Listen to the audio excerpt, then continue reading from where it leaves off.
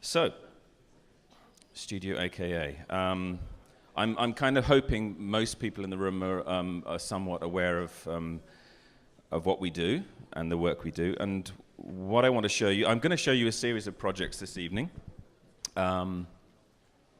and talk about failures as much as the successes, because that's always more interesting. We're very small, a group of directors, animators, producers as well. I don't know whether I wrote that down there, should have done. Very important, technical artists who actually do all the work. And our thing really is story design and character. I think over the years, in fact, everything's really narrowed down to that. I was talking with somebody earlier about this and saying how, in some ways, we've narrowed our focus over the years instead of widening it. And what drives us is always characters and the stories they tell.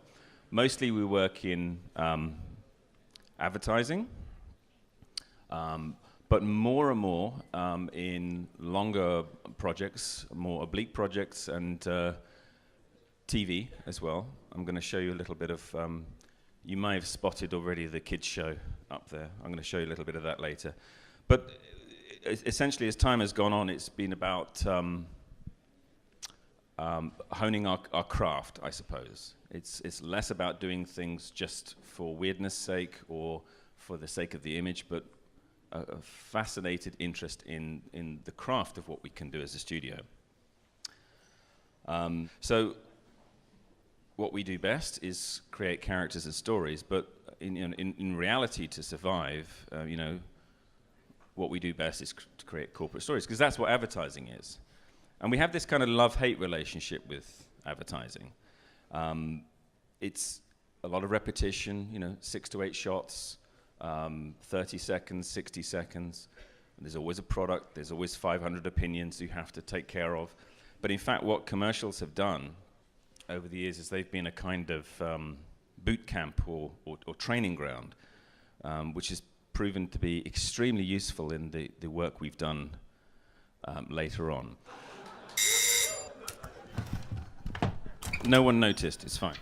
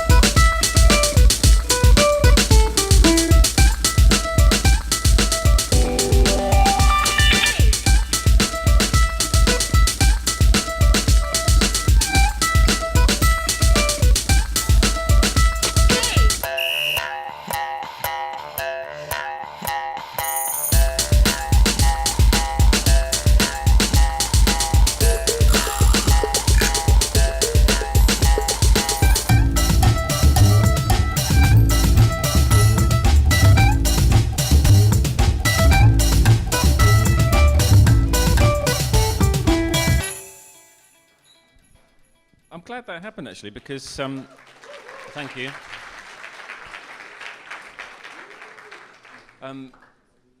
One of the things I should come back to time and time again is the importance of sound to what we do. I'm going to start with my favorite project that we've ever done in the studio. And it's just because it's quick, it's simple, it gets straight to the point. I get an emotional response from it. I believe very much in the work that the charity, which Sing Up is doing. Sing Up is a charity which works with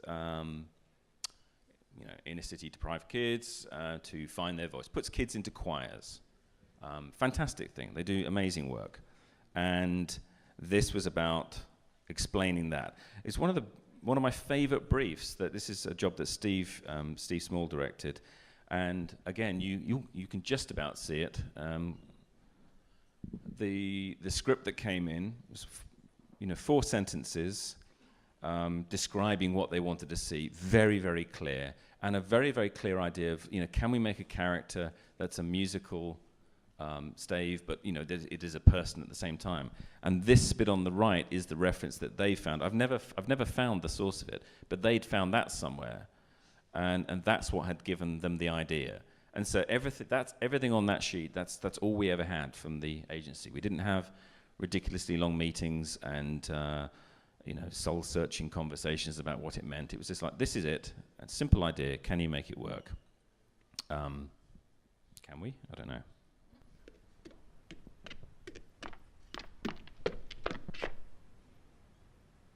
Da da da da da da da da da da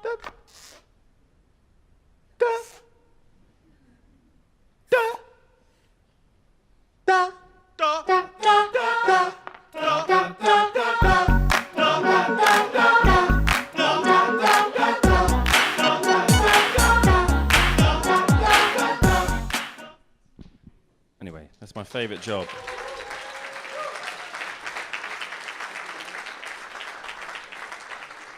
And in this one, I'm particularly keen on the use of 3D just at the end, just to kind of expand the world of the characters. It seems to be a really good use of it.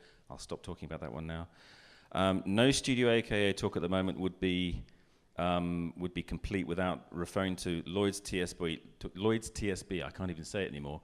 Lloyd's TSB. In fact, you've got Lloyd's TS there. Director Mark Krast,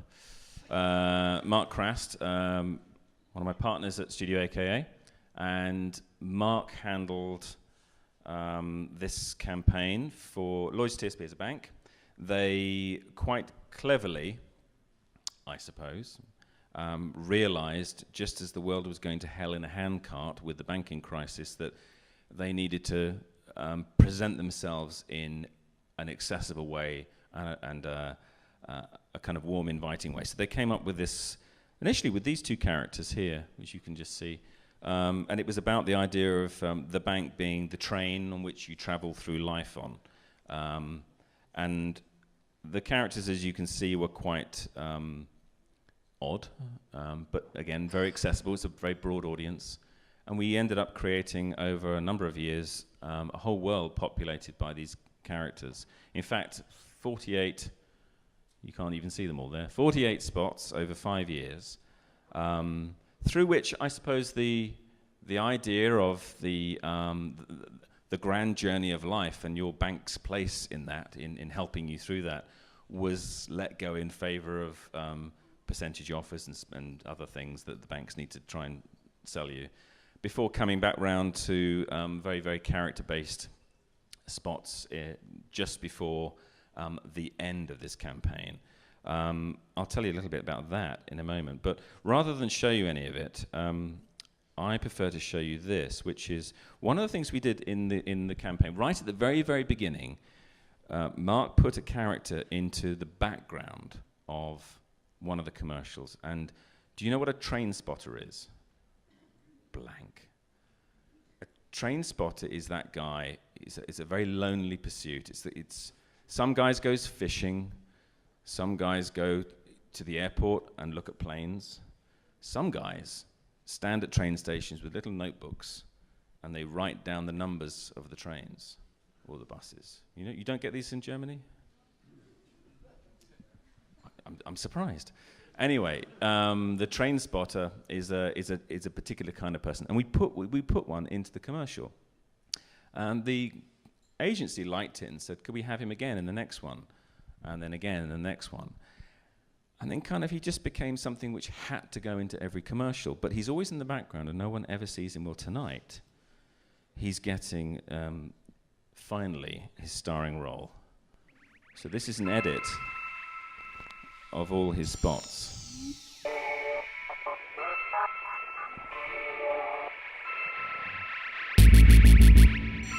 Can you see him there? In the basket. Floating. Easy. On the left. On the right. On the bridge. Oh shit. Over. Oh damn. Out of focus. Stalking. It's okay, he's got a kid, look.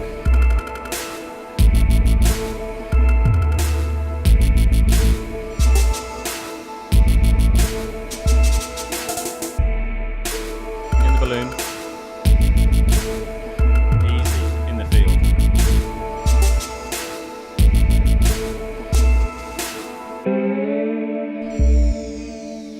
Over on the right. He was behind the train. There he is. There he goes. There he is again.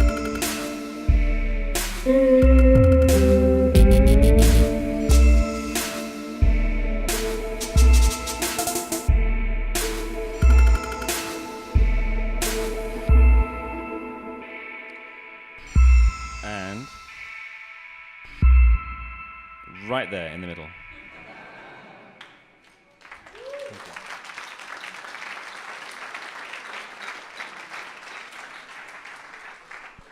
That was the last.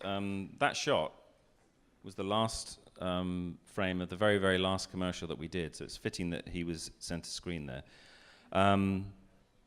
So what happened? Well, Lloyd's TSB got broken up by the Europeans meddling in our banks. I don't know. So Lloyd's TSB had to split, and so Lloyd's have gone off and started, and they've put this campaign to bed, and they've now started a live-action campaign. But TSB said, actually, we'd still like to do animation, which is great. And essentially, they wanted to do more or less the same thing, you know, a world of characters which they could use to explain their ideas and, you know, what they want to talk about without casting actors, just by using types. We chose to change the style of animation. For us, it was really, really important to step into a completely different form of craft for this. What we had to do at the beginning, though, was do a spot which was for cinema, which explained why TSB were splitting. It was a really tricky political job as to explaining why TSB were going their separate ways and what the bank stood for, all these kind of things. And so we made this spot for them which told the story of Henry Duncan there, who was the founder of the bank, who set up the TSB as a, well, I'm going to show you, in fact. And again, rather than show you the ad, it's much more interesting, I think, to show you the ad in its various stages. This gives you an idea of some of the process which goes into. So you're seeing about 10% of the work, but pretty much every stage is represented in here, from the thumbnail sketches through to the workings out. We had 2D characters initially in a three-dimensional world. That should become a little bit clearer if I start playing. In 1810, and I'm going to keep Reverend Henry Patrick Duncan, Stewart, a man who believed deeply in the down. dignity of ordinary working people, wanted to do something of real and lasting value to help those struggling to overcome poverty. And so he did something revolutionary. He built a bank whose sole purpose was to help hard-working local people.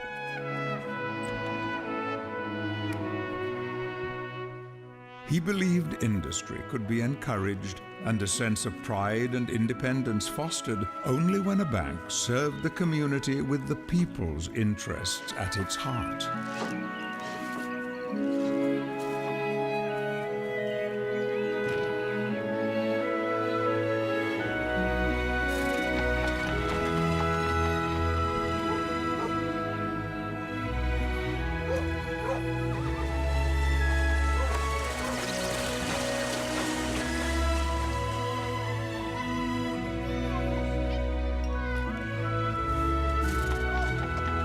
The groundwork had been laid for ordinary people to thrive along with their neighbors, to build communities together, secure in the knowledge that their money was safe and working for the benefit of all.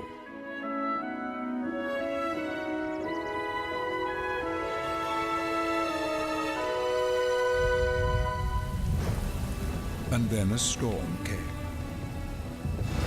In the turbulent times that followed, it was easy to think the ideals that Henry Duncan held so dear had been lost forever.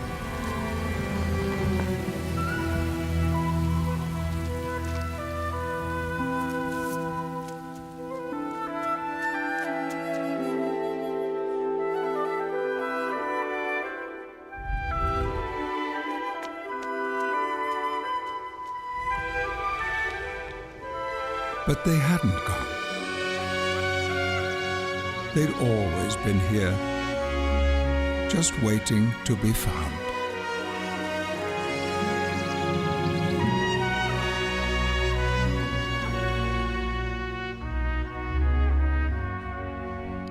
Make it so.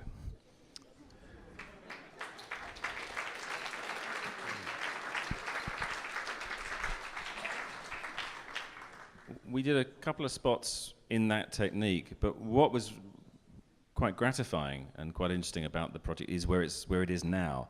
We've kind of gotten rid of the sets completely because the characters themselves have become so popular.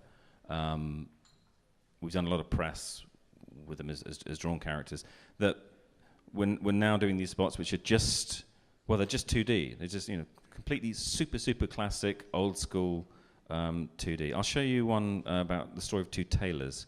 And you'll see, everything's gone except the characters. So the campaign has now finally found itself after all that kind of technical wizardry and fun we were having in the big story. The smaller spots have just gotten rid of all of that. It wasn't too long ago that some people were tempted into buying mortgages that weren't really right for them. Sometimes borrowing more than they should. TSB want to help people borrow well. That's why they do their best to help their customers choose a mortgage that suits them at a cost they can afford. And why with a TSB mortgage, millions of people could be thousands of pounds better off. We lost Patrick Stewart as well. So yeah, it's actually become, and here's some more images, it's become about a much looser pen and ink style drawing. And I think the campaign's a lot better for it. So this is currently going strong. Let's have a change of mood. Now we didn't sell meth. Very interesting project, meth project. As you can probably guess, is all about helping kids stay off it. They run a very successful series of events, and their website's very important. On their website, they have lots of talking heads imagery of addicts talking about their story. And the problem they were having is that people don't want to watch harrowing footage of people whose teeth are falling out, telling them not to do something they enjoy doing. And teenagers being teenagers, they just figured out that maybe the best way to tell some of these stories were to use animation. So we did a whole bunch of films for them. The setup's straightforward. In each case, we had a testimony from an addict, and we also had that. This is Tim in particular, and we also had a recording of them.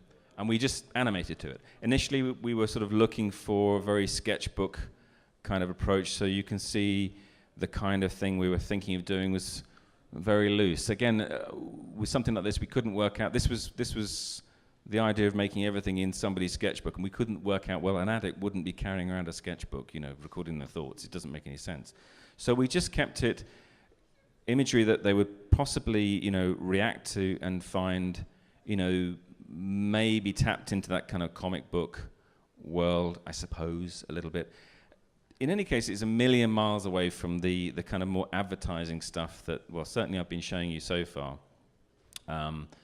So creatively very interesting to get involved with, and quite difficult from the point of view of realizing you're working with real stories and real people, some of whom are no longer with us, unfortunately.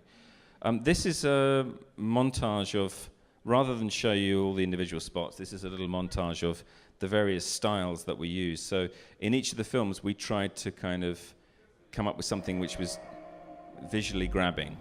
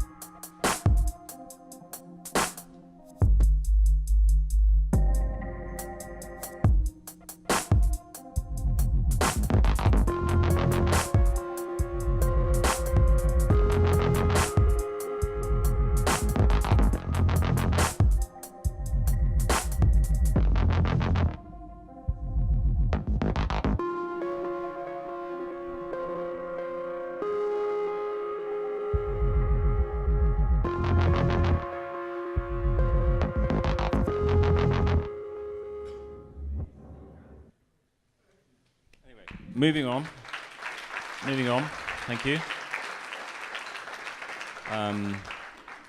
This is a really lovely job, an odd one. Science Museum, London, they've got an area called the Live Science Area. It's an educational spot. Kids go in, they learn about, well, science. This is the character we came up with, and this character is derived from circuitry, equations, science drawings, plans, blueprints, and things like that, and was a really, really good excuse to work very, very minimally, but very expansively as well. The best way of showing you that is to, first of all, show you that's how the character meets you. When you this circular structure is the life science area. This TV, portrait format TV, is what the kids see when they approach. They have a little film, which I'm going to show you, and they go inside and they learn all about science. So keep your eyes on the middle bit. This is the introduction to the life science area. Hello. Behind me you'll find the life science area. In here we explore what it is to be human. Through a series of experiments, we scientists find out how and why you tick. But we don't do it on our own. We need you. Visitors can take part in our experiments to find out more about themselves and help further our research. Nothing dangerous. Just really interesting experiments, like when we tried to discover how playing video games affects people's mood and immune system. You helped with that. You also helped us find out through a live science experiment involving music and animation that certain people can see colours and shapes when they hear sounds. This is science in action, so come join us in the live science area and find out more about who you are.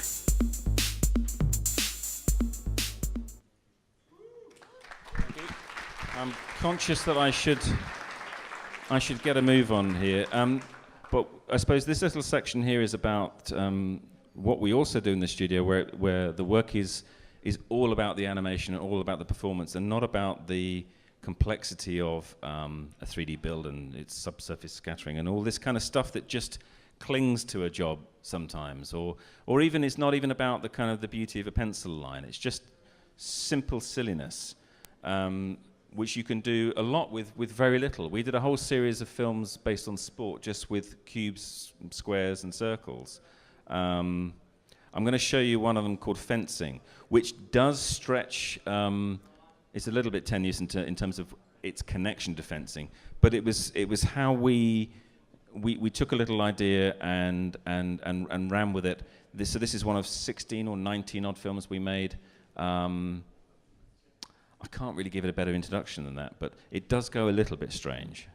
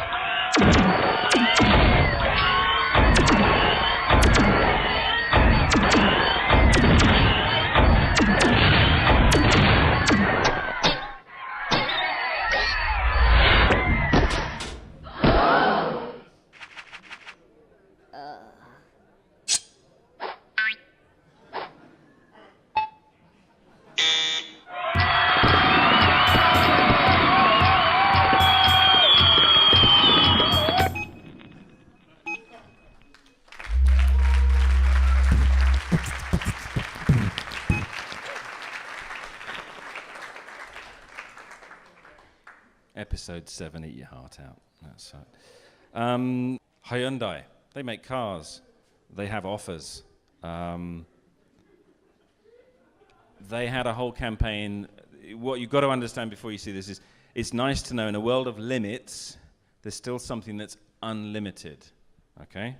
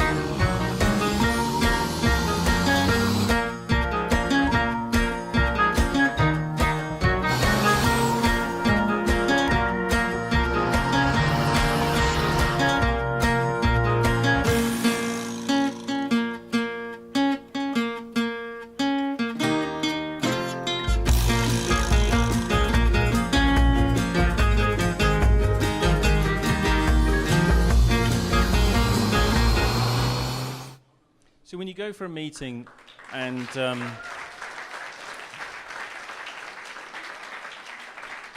when you go for a meeting, they say, we want to do a commercial based around the idea of 5 years unlimited mileage warranty. You know, you don't think they're going to let you do something as silly as that. So advertising can be great fun.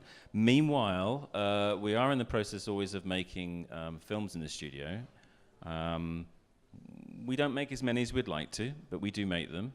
Jojo and the Stars, Varmints, Lost and Found, A Morning Stroll, which I'm... Who's seen A Morning Stroll? Not enough. Okay, you can watch the trailer.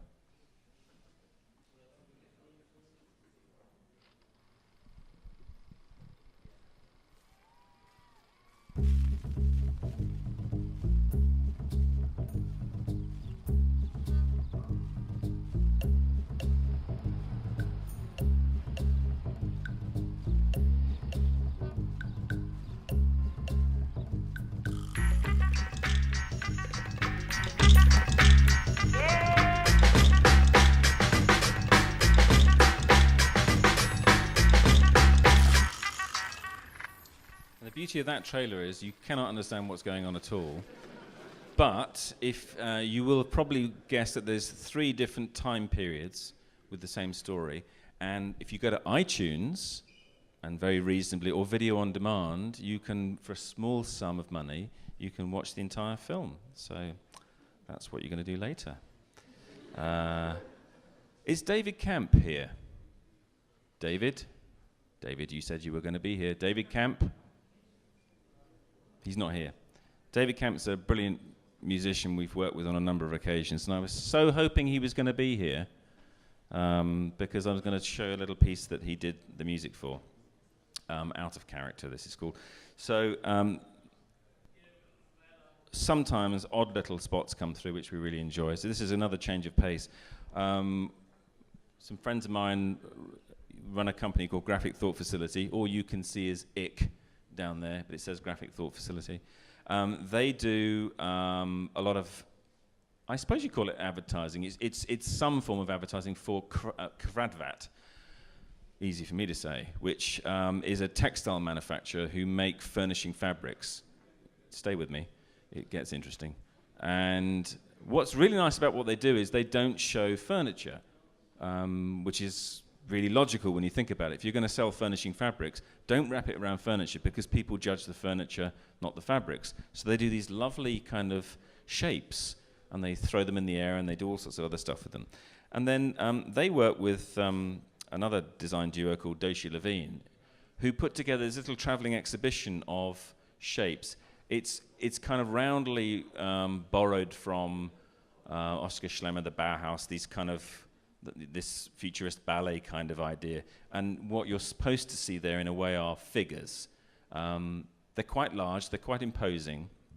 And Graphic Thought Facility, GTF, said, we just need something, a little film to kind of get people to understand this exhibition's happening. And also, because it's going to travel around, would like to project it in the same space as well. So a couple of things that we did was miniaturize the whole thing. Instead of going for something of large scale, we sort of said, well, what about if they're almost like little kind of water creatures or little forms of life? And we made this little kind of musing piece.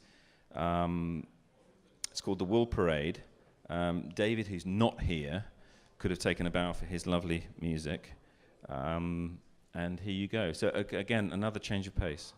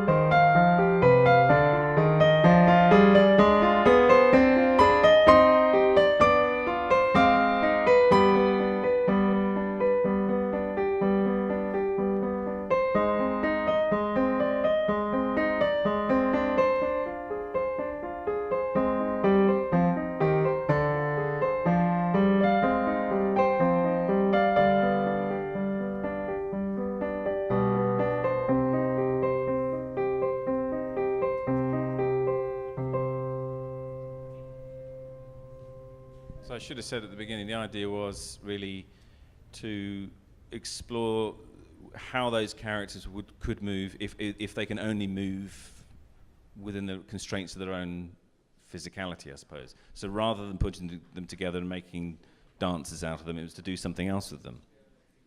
And we've done a few more pieces like that since then, which are kind of odd little things which aren't really advertising, they aren't really anything.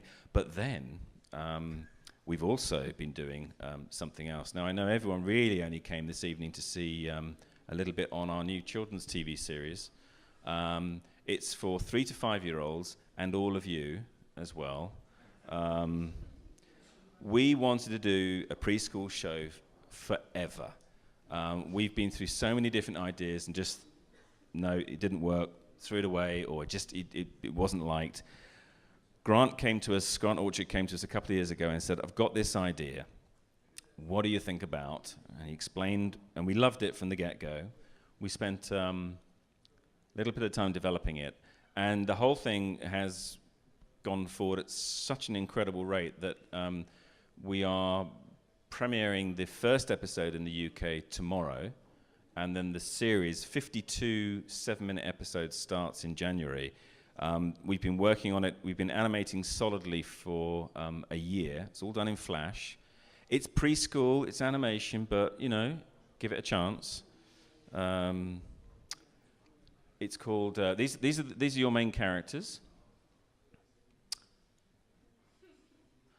Tag. I'm going to make you read all of this. He's a sweet-natured rhino, very thick skin, often bumps into things. Betty, she's very smart.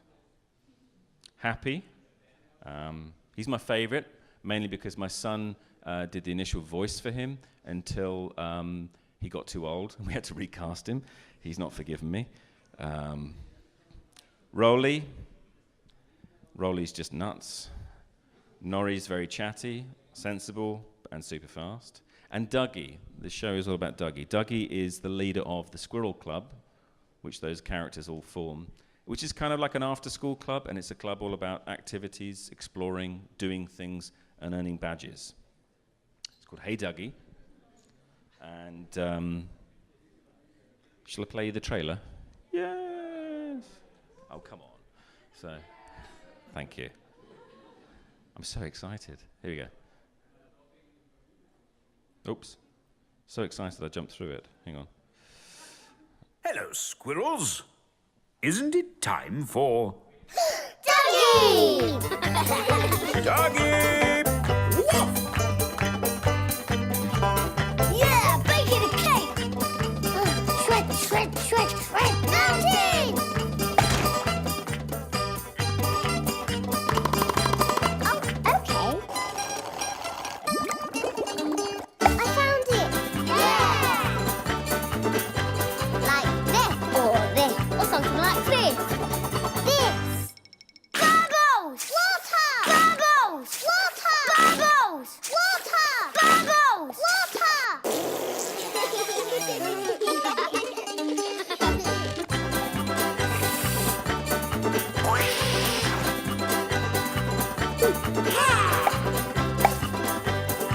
Hey, Dougie! What do we do first, Dougie?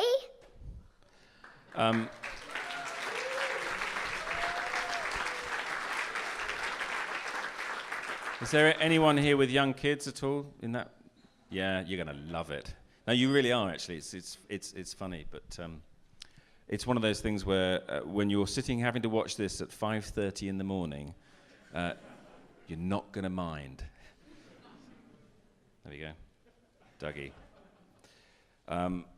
Last two projects, I thought it was, I've sort of shown what some of the very, very talented people in the studio can do, the kind of drawing and stuff.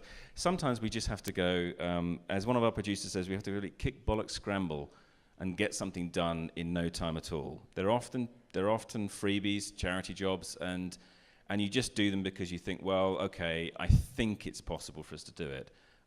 We did something for the RED organization. Everyone aware of RED, hopefully? So we had about a week and a half, nearly 2 weeks, just to throw this together. Oliver Jeffers, who we've worked with on a number of occasions, Lost and Found we made with him. This is Oliver's hands. That is Oliver's sketchbook. He just filmed himself turning the pages of an empty sketchbook in his apartment in New York, sent it over, and we just started animating. He sent over a bunch of scribbles and sketches, and we just about got it done. It went on stage just before Bono came on, and then he marched on and signed up on the spot 10 new sponsors. So it did a kind of a good, it did a good job, I suppose. But since then, it's been revoiced and tweaked slightly, and that's the version I'm going to show you now. And they put it out on World AIDS Day, and it's yet another little kind of piece of ammunition for RED and their mission. So rough and ready, rough as anything, but I still think I kind of like it because of that.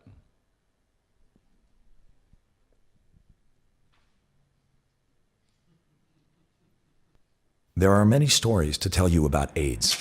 Here's one we'd like to share. AIDS is a preventable, treatable disease that's killed 39 million people. A little more than a decade ago, if you lived in New York, London, or Paris and got diagnosed with HIV, you could get life-saving medication. But if you lived in Ghana, Kenya, or Zambia and got diagnosed with HIV, you went home to die. So the world woke up and made it possible and affordable to get medication to the millions of people with a death sentence over their heads. RED is part of this story. AIDS is a complicated issue, and RED set out to make it easy. Artists and designers organized auctions. Companies made red products. DJs and dancers hit the decks. Chefs cooked up a storm. People tweeted and shared. And politicians paid attention. In everyday actions, people's choices started to affect real change. People helped red give life. 2 pills that can cost as little as 40 cents will keep someone living with HIV alive and healthy. That's all it takes. And when an HIV-positive pregnant mom takes these pills, the risk that she'll pass on this deadly virus to her baby is reduced to less than 5%. Red has been helping with this fight since 2006, raising over $250 million and impacting the lives of 55 million people. This simple idea has helped turn funerals into birthdays, caskets into cribs. The world now has an historic and beautiful opportunity to get enough moms on the medication so they can give life without passing on a life-threatening illness. We can get this done in the next few years. An AIDS-free generation is within our grasp. Red's power lies in Red's partners. Will you join us? Shocking, isn't it? 40 cents a day. That's all it takes. I've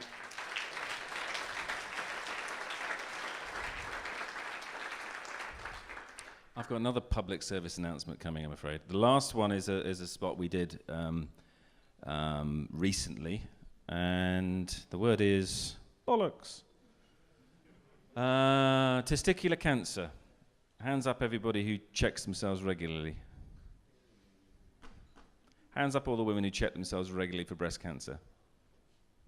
Come on, you know you do. That's what should have happened there, is all the women should have put their hands up, because most of you are doing it, because you're kind of much better educated about this, and men are terrible about this. They don't want to. They don't want to talk about it. They don't want to do anything about it. And it kills lots of you.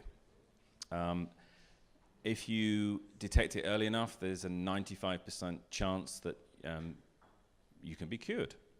So how do I framework this? We made a little kind of PSA piece which led into a little information film about an event, a big concert that was happening. It wasn't a telethon, it wasn't about raising money, it was just about raising awareness. And it's the Feeling Nuts campaign, and it's basically about getting all the guys to check themselves on a regular basis. So we sat down and thought, well, what would be the best way of explaining? Clearly, comedy testicles. I never thought I'd get to a point in a talk where I would close with comedy testicles, but I'm doing it, and here they are. I'll just play it. It's nuts, balls, nuggets, family jewels, cojones. We must really love our testicles to have given them so many affectionate names. Knackers! Yep, they're great. Gonads! And they never let us down, do they? But the thing is, you let them down. You let yourself down. Because our jewels are under attack by testicular cancer, which needlessly kills loads of young men every year. And I really do mean needlessly. Right, like if all the zebra crossings were removed and we had to cross the road in any old place, loads of us would die. Yes, crossings work, and so does checking your nuts. If you catch it early, you've got over a 95% chance of beating this needless cancer. 95%. Simple, eh? Well, no. Being blokes, we're all a bit too laid back to check on our... Conkers. Quite. So what's the plan? Well, that is simple. I'm feeling nuts. Are you feeling nuts? No, this is just the way I am. No. Are you feeling nuts? It's a challenge. Ah, get it, yes. Then I'm feeling nuts. Yes, by joining our social movement and stating, I'm feeling nuts.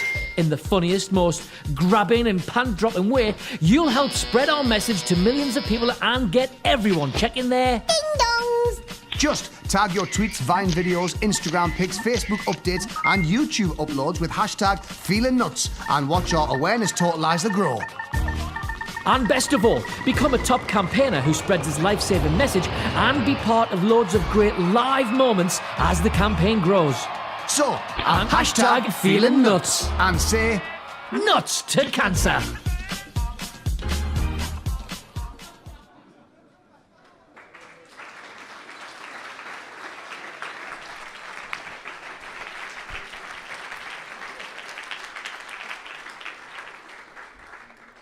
That's it, done. And as Marte leaps towards the stage, is it a stage? I don't know.